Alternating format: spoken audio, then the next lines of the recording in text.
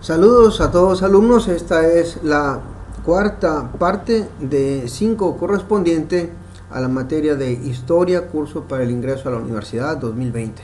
Empezamos.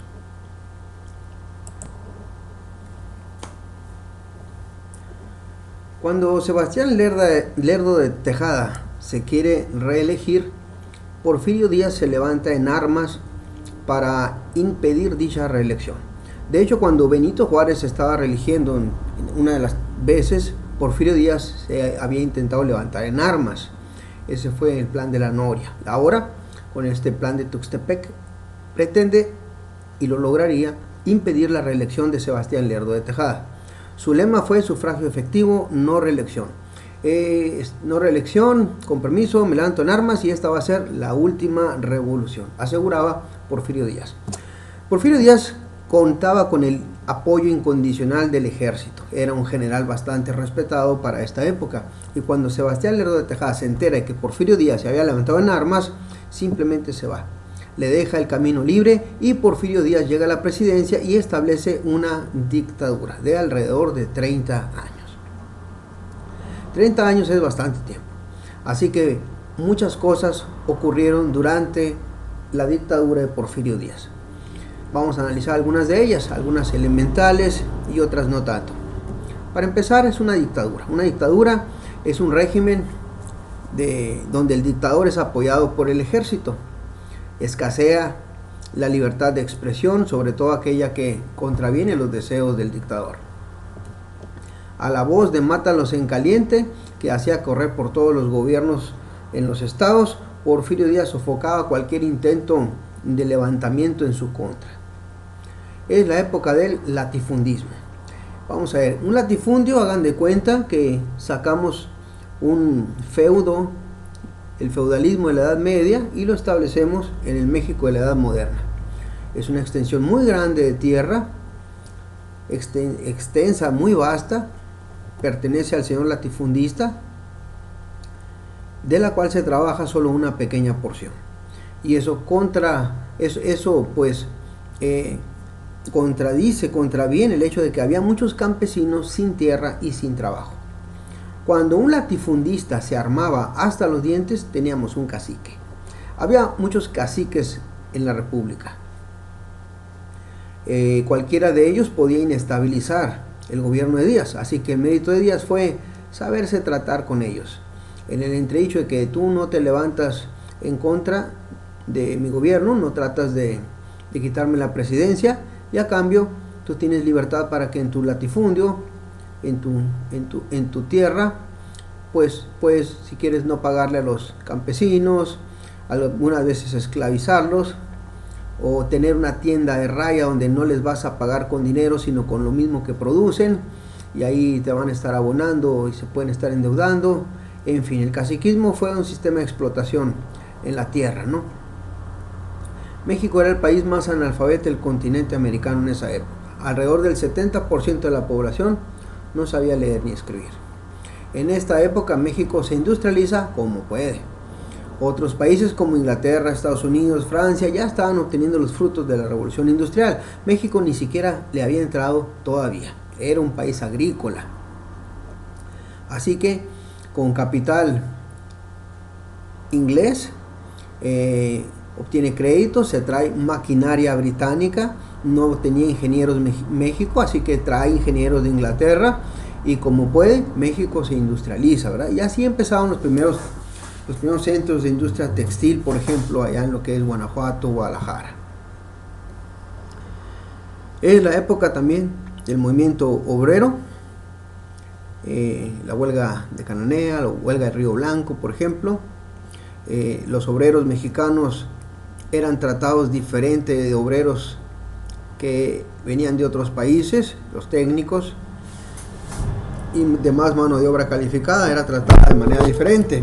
Así que el movimiento obrero buscaba esa igualdad, además de otras prestaciones como tal jornada máxima de 8 horas, día feriado, por ejemplo, días de trabajo, de descanso y demás.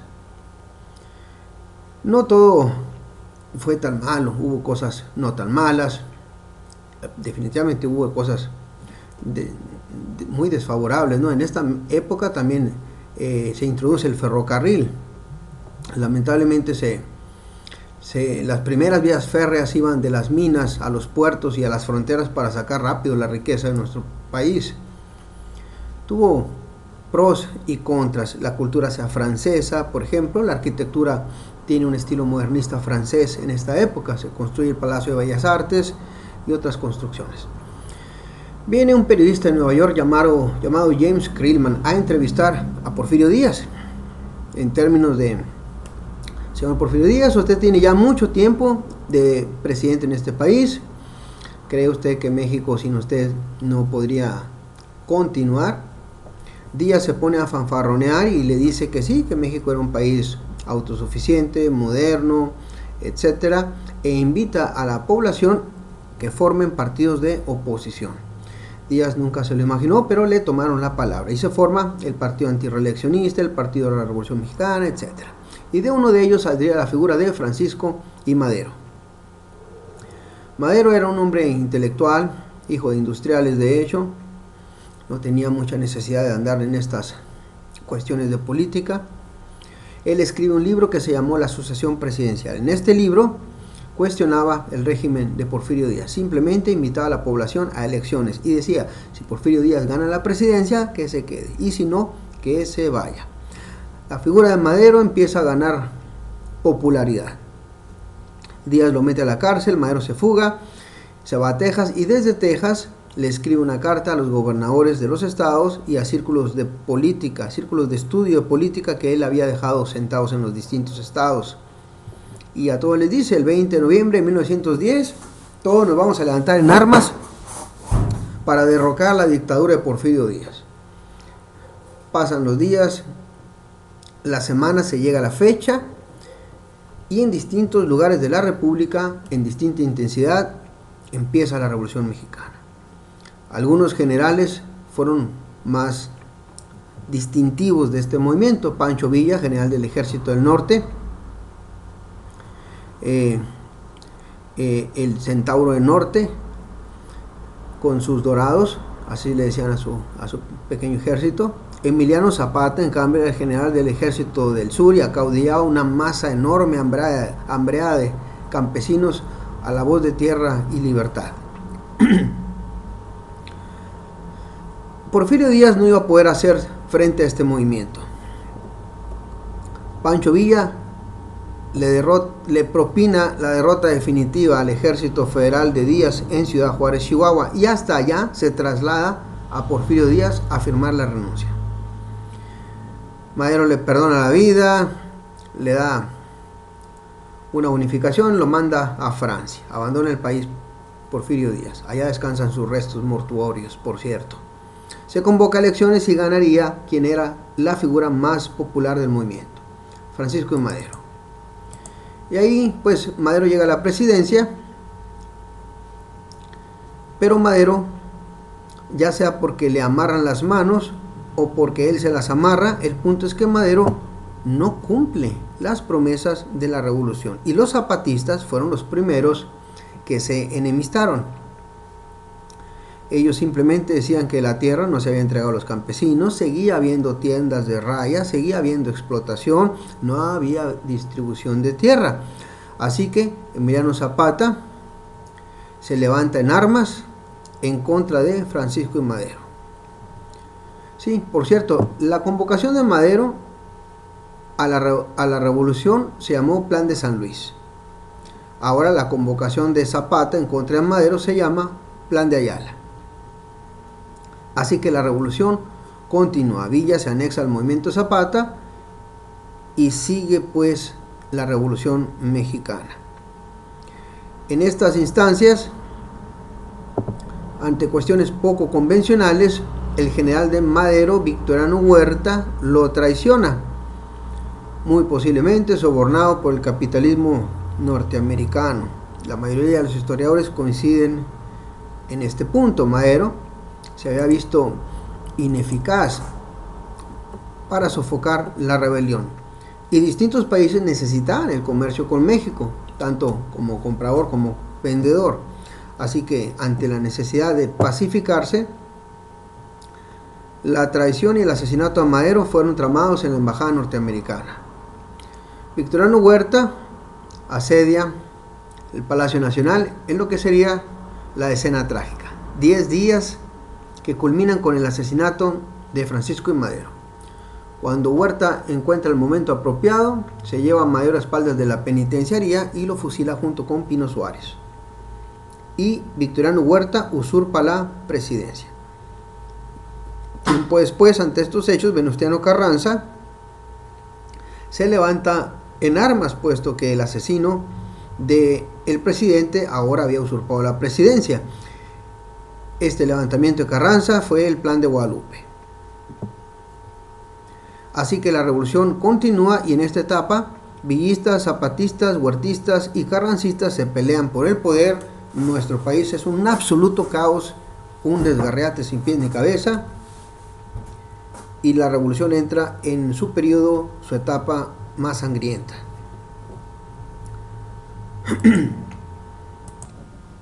Venustiano Carranza hace dos cosas que hacen que otros países lo reconozcan como presidente.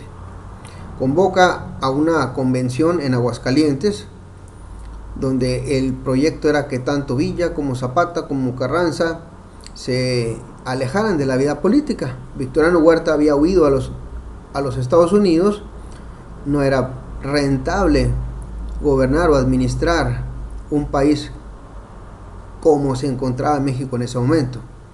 Se nombra un presidente interino en la convención de Aguascalientes, Eulalio Gutiérrez, buena persona, pero no tenía la simpatía de Villa, por ejemplo, y ese gobierno no se logra establecer y la revolución continúa. Carranza además le encarga al Congreso la redacción de una nueva constitución, que resulta ser la constitución que tenemos actualmente, la constitución de 1917. Solo vamos a recordar algunos artículos. El artículo 3, que habla sobre la educación. El Estado debe proporcionar las condiciones para que haya una educación laica gratuita. El artículo, ya si alguien quiere echar mano en la educación privada de escuelas particulares, puede hacerlo, pero el Estado provee la educación básica, obligatoria, gratuita y laica, ¿sí? El artículo 27 habla sobre los productos del subsuelo. Oro, plata, agua, petróleo pertenecen a la nación. Si alguno de nosotros encontrase petróleo debajo de nuestra propiedad, pues realmente eso pertenece a la nación. La nación, eso sí, paga y paga bien, expropia el terreno y esos bienes pertenecen a la nación. Así que el agua, por ejemplo, los mantos acuíferos, ríos, no pertenecen a los hermosillenses, a los navojoenses, obregonenses, a nadie, ¿verdad? El agua pertenece a la nación y la nación determina quiénes son los beneficiarios. El artículo 123 es relativo al trabajo. Habla de la jornada máxima de 8 horas, que muchos se pasan por alto, muchas empresas, muchas maquiladoras. Habla también del derecho a descansar un día a la semana, derecho a huelga, vacaciones pagadas, en fin. La revolución continuaría y entra en escena un personaje, el general Álvaro Obregón. No nos vamos a detener mucho en las características de Álvaro Obregón. Él era de Guatabampo, Sonora, y vamos con una frase, lo vamos a decir todo. Se decía que en Sonora no crecía un garbanzo sin su permiso. Ya nos podemos dar una idea de quién era Álvaro Obregón. Como general le tiende una emboscada a Emiliano Zapata, comprendiendo que mientras existieran Zapata, Villa, por ejemplo, estos caudillos tenían un jalón entre la población tremendo y mientras ellos existieran podían inclinar la balanza política en cualquier dirección. Le tiende una emboscada a Emiliano Zapata en San Juan Chinameca, Morelos, y ahí Zapata es asesinado. Traiciona a Carranza, los propios hombres de Carranza, bajo mando de Obregón ya, lo traicionan y lo asesinan en un vagón de tren rumbo a Veracruz. Cuando Villa se entera de estos hechos, él sabe perfectamente bien que él es el siguiente y que Álvaro Obregón nadie lo puede detener. Así que en Parral, Chihuahua, Villa es asesinado también. Con la muerte de los caudillos más o menos se pacifica al país, pero Álvaro Obregón va a aplicar la Constitución tal cual, y ello contraviene muchos intereses de la iglesia. Así que se desata la rebelión cristera. No fue una lucha política. La rebelión cristera es un digno punto de estudio, ¿sí? Es un punto y aparte.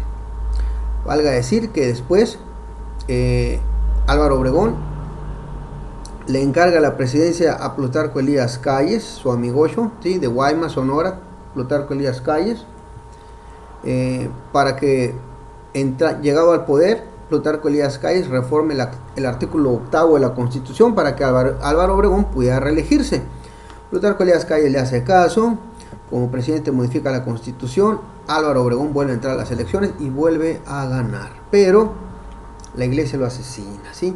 Con una pistola bendecida por un cura, Álvaro Obregón, en un restaurante La Bombilla, mientras celebraba su triunfo al haber sido reelegido. Ahí Álvaro Obregón es asesinado. Sigue en la presidencia Plutarco Elías Calles, y el maximato es el nombre que recibe este periodo en el que Elías Calles manipulaba a los presidentes que continuaron muy poquitos después de él. Y llegamos a Lázaro Cárdenas, que había sido elegido por Elías Calles para que continuara como siguiente títere de su gobierno, pero Lázaro Cárdenas, cuando llega al poder, simplemente lo sube al avión a Calles y lo manda a Europa. Y con Lázaro Cárdenas empieza otro periodo de la historia. Lázaro Cárdenas tenía tendencia comunista, y hay que recalcarlo, del buen comunismo, sin hacerse muchas bolas ideológicas. Él expropió la industria petrolera por considerarla básica y que no debía de estar en manos extranjeras, y llevó a cabo el reparto agrario. Por fin tierra para los campesinos, algo que se necesitaba desde hace mucho tiempo atrás.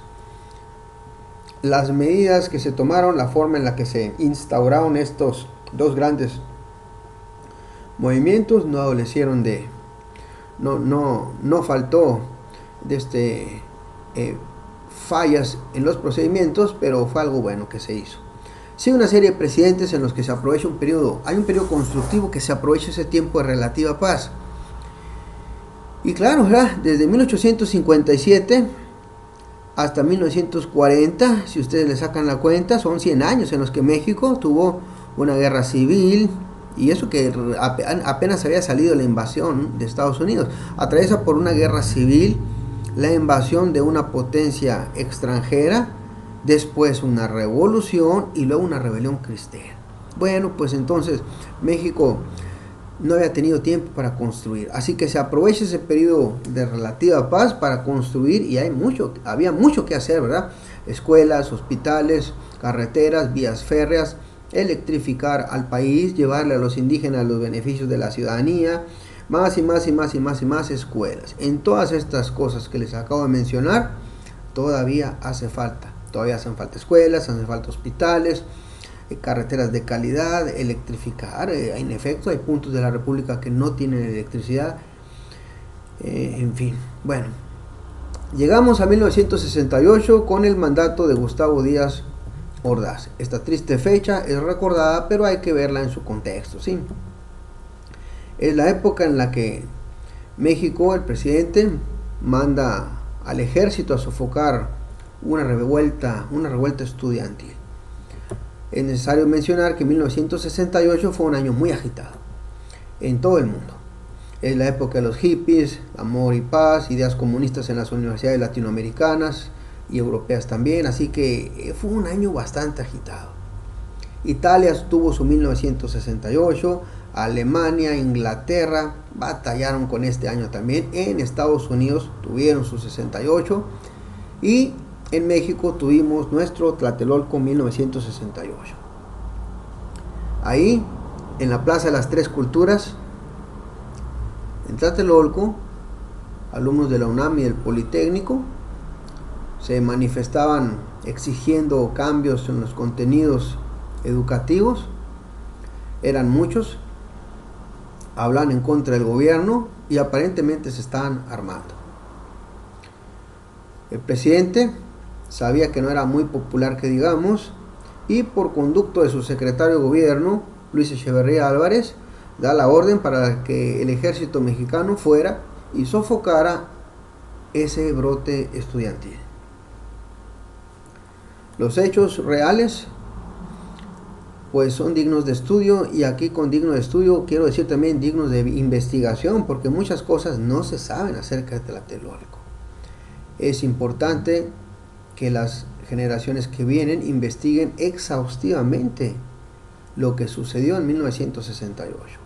Ni siquiera se sabe con exactitud el número de personas que fallecieron. Y los datos oscilan entre los más ridículos, como 30, hasta los más exagerados, como 300. Uno no puede saber la verdad con tanta desinformación. Hay testimonios, pero contradictorios, en fin. Alumno, te invito a que investigues en las páginas de internet. Hay películas mexicanas, tú puedes buscar como título Rojo Amanecer y te vas a encontrar 2 versiones de películas, por ejemplo, que hablan de estos hechos, y muchas entrevistas. Muy digno de estudio. Bueno, si una serie de presidentes, llegamos a Salinas de Gortari, que firma el Tratado de Libre Comercio de América del Norte con Estados Unidos y Canadá. Después, los gobiernos del PAN en México, los gobiernos de Vicente Fox, de Felipe Calderón, y pues el empiezo de la famosa guerra contra el narco, que no condujo a ninguna parte. Después, ante el fastidio que las cosas siguieran con lo mismo, las exigencias de los pueblos de justicia expedita, pronta, igualdad de oportunidades, empleo, educación, o sea, lo mismo de siempre, ¿no? Lo mismo de siempre. Tratar de mitigar las injusticias sociales. El PRI regresa a la presidencia. Enrique Peña Nieto se esperaba que el PRI hubiera aprendido la lección, aparentemente no lo hizo. El pueblo castiga con su voto, y la presidencia de Andrés Manuel López Obrador empieza como digámoslo así, un excelentísimo candidato, pero hasta esta fecha, 24 de marzo del 2020, no hay resultados todavía. Esperemos que los haya, ¿verdad? Bueno, hasta aquí hacemos una pausa. El siguiente es un ejercicio para identificar personajes. Tú los ubicas y después vamos a revisarlos. Hacemos una pausa y revisaremos después. Bien, aquí tenemos en el primer recuadro a Mariano Azuela. Y nos vamos a brincar para acá para que veas esta foto, y él es Martín Luis Guzmán. Ambos fueron escritores de la Revolución. Más o menos ocuparon puestos como escritores, periodistas, pero ambos participaron en lo que sería la Revolución Mexicana, y sus novelas redactan episodios cual si fueran como lo que fueron, ¿verdad?, testigos de este movimiento, y de ahí el valor histórico de estas novelas propias de la Revolución. Los de Abajo, El Águila y la Serpiente, por ejemplo. El que sigue es Gustavo Díaz Ordaz, presidente de México durante los disturbios de Tlatelolco. El que sigue es Pancho Villa, general del Ejército del Norte en la Revolución Mexicana.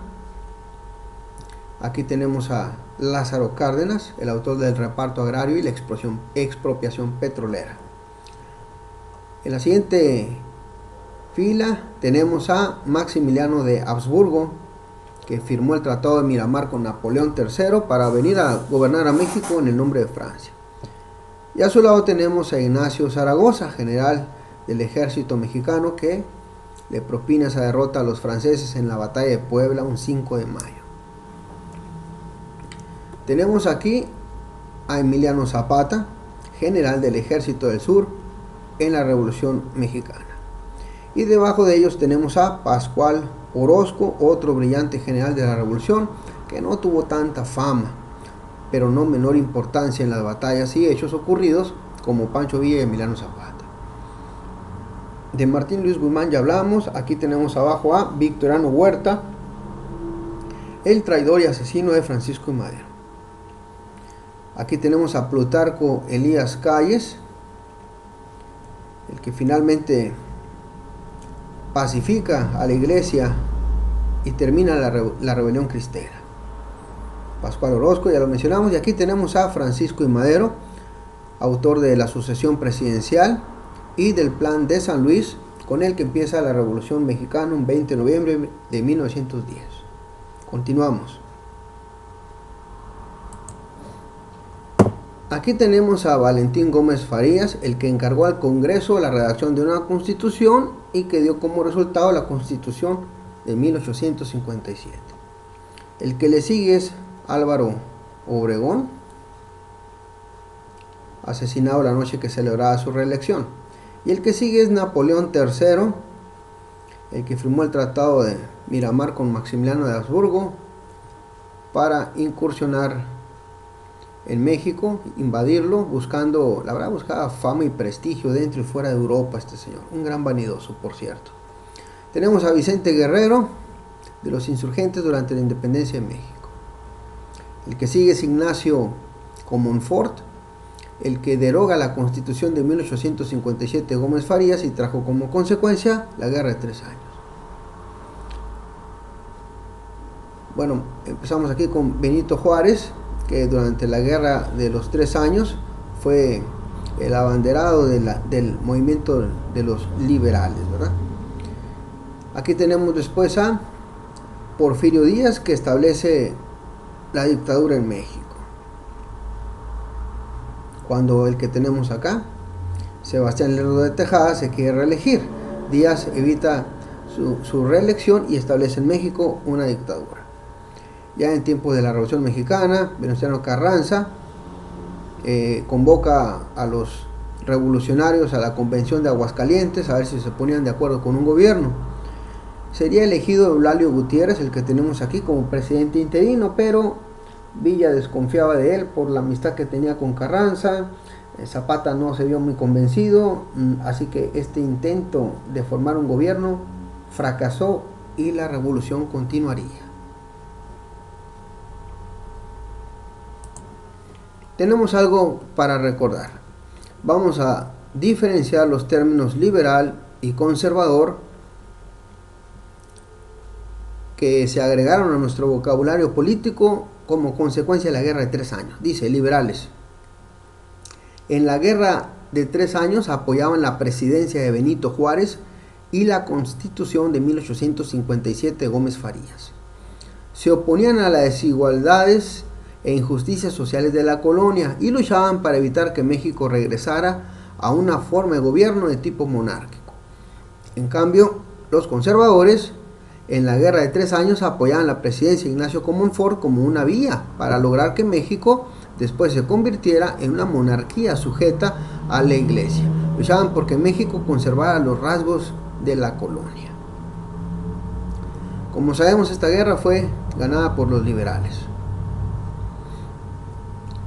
Siguiente pregunta, mencione algunas leyes de reforma y en general cuál era el propósito de estas leyes. Dice, las leyes de reforma tenían como propósito disminuir el poder económico, político y social de la Iglesia, ya que esta institución había abusado de ese poder para enriquecerse sin importarle las injusticias sociales que se venían cometiendo desde la colonia. Algunas de estas leyes fueron la creación del registro civil y las actas de nacimiento que ahora tenemos. Antes solo existían las actas bautismales. La creación del matrimonio civil y las actas de matrimonio que hoy existen. Antes solo existía el matrimonio eclesiástico y la iglesia utilizaba tanto los bautizos como las bodas como, pues sí, como un objeto de control, ¿verdad? Es decir, algo así como, si no bautizas a tu niño, el alma de tu niño, mucho cuidado, si fallece se va a ir al infierno. Y tú, si te casas con esta mujer y no vas a la iglesia, pues lo siento mucho, no la puedes tocar, porque si tocas a esta mujer te vas a ir al infierno, cosas así. Realmente así se manejaba en aquella época, ¿no? Está muy documentado todo esto. La secularización de los cementerios y las actas de defunción que hoy tenemos, igual, ¿verdad? Antes la iglesia administraba las defunciones, suministraba los santos óleos a los difuntos, y si no eran católicos, pues no había nada de eso, ¿no? Y a veces gente pues tenía, no, México en esa época no tenía libertad de culto, pues entonces si una persona tenía diferente credo, pues tenía que buscarle dónde enterrar a su muertito. Entonces la secularización de los cementerios era precisamente para que una tierra administrada por el municipio, en este caso, pues pudiera hacerse cargo de los sepelios de todos. Dice, Juárez puso las bases de la enseñanza laica, no religiosa, científica. Aquí laico no significa antirreligioso, que quede claro, simplemente es algo no religioso. Para arrebatarle a la iglesia el monopolio que tenía sobre la educación de la juventud. Lamentablemente, aunque este tipo de enseñanza objetiva y científica es muy bueno, ese enfoque, lamentablemente pues careció, ¿verdad?, de los valores, de mucha educación moral y ética, y ahora se quiere corregir esas deficiencias. Número 7. Defina lo que es una federación. Conjunto de estados independientes con sus respectivos códigos civiles, penales y comerciales, unidos bajo una única constitución de la cual derivan sus leyes. Vamos a ahorrar esta coma como que está de más.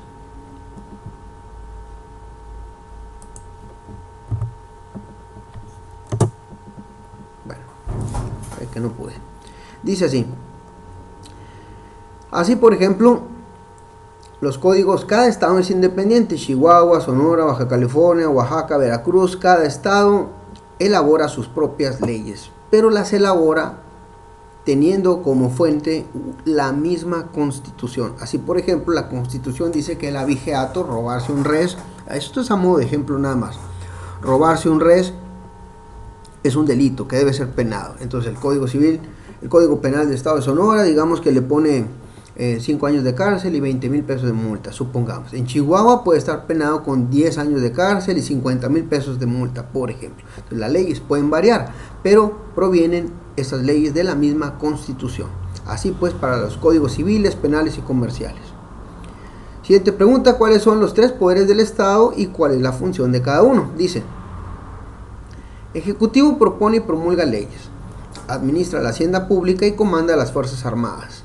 Recae en el presidente de la República. Legislativo hace las leyes y recae en la Cámara de Diputados y en el Senado de la República. El judicial castiga a los que quebrantan las leyes, recae en el Ministerio Público y en la Suprema Corte de Justicia de la Nación. Cada poder tiene su área de acción determinada y sirve para que cada poder regule al otro. Esto fue idea del barón de Montesquieu en tiempos de la Ilustración. Antes, en el régimen monárquico, el poder absoluto, por eso se llamaban así, absolutismo o monarquía absoluta, porque el poder era absoluto, el rey tenía poder absoluto, hacía las leyes, las promulgaba, las redactaba y castigaba a los que no las cumplían, según sus gustos y caprichos momentáneos. La separación de poderes, esa división del poder absoluto en 3 ramos, tiene como propósito que cada poder se regule y así preservar la libertad de los ciudadanos. Por ejemplo, el Ejecutivo propone y promulga leyes, pero no puede proponer leyes para su propio beneficio. Y si lo hace, el Legislativo simplemente no las redacta. Y así esa iniciativa de ley se queda truncada. El Legislativo no puede elaborar leyes para su propio beneficio porque no han sido promulgadas, no han sido propuestas. Así que el legislativo no se puede autobeneficiar. Por otro lado, el judicial castiga a los que quebrantan las leyes, pero no puede castigar a los que él quiere. Si lo hace, el ejecutivo propone leyes para regular dicho poder. En fin, cada poder limita la acción del otro. Esto pues no es perfecto, ¿verdad? A veces los bribones se ponen en contubernio y trabajan los unos para los otros, pero este modelo es mejor. Se dice por ahí que la democracia es un pésimo, la república un pésimo sistema de gobierno, pero todos los demás son peores. Entonces, es lo mejorcito que tenemos, la forma de gobierno republicana y la democracia. Continuamos. Tenemos ahora un ejercicio, aquí vas a poder pausar el video para contestarlo. Hacemos pausa, lo contestas y revisaremos a continuación. Empezamos a revisar, en la columna tenemos la cultura olmeca, la Revolución Mexicana, la Guerra de 3 años, Emiliano Zapata, invasión francesa, Pancho Villa, Plan de Ayala, la sucesión presidencial, Eulalio Gutiérrez. Vamos a ver, dice, mediante esta proclama Emiliano Zapata desconoce la presidencia de Madero. Bueno, ese sería el Plan de Ayala. Vamos a ver, aquí lo tenemos.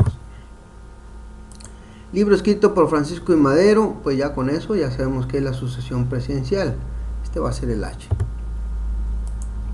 Esta proclama marca el inicio de la Revolución Mexicana, sin duda va a ser el Plan de San Luis, donde quiera que ande. Olmeca, Revolución de 3 años. Bueno, no está, pero yo creo que está en una siguiente página. Vamos a ver el que sigue. Mediante esta proclama, Venustiano Carranza desconoce la presidencia de Victoriano Huerta. Este va a ser el Plan de Guadalupe. Vamos a ver si está. No está, pero va a estar en la siguiente página. Continuamos. Dice, fue el principal instrumento de los liberales para modificar el régimen de propiedad en la nación, conforme al cual la iglesia era la dueña de más del 80% de todas las tierras mexicanas.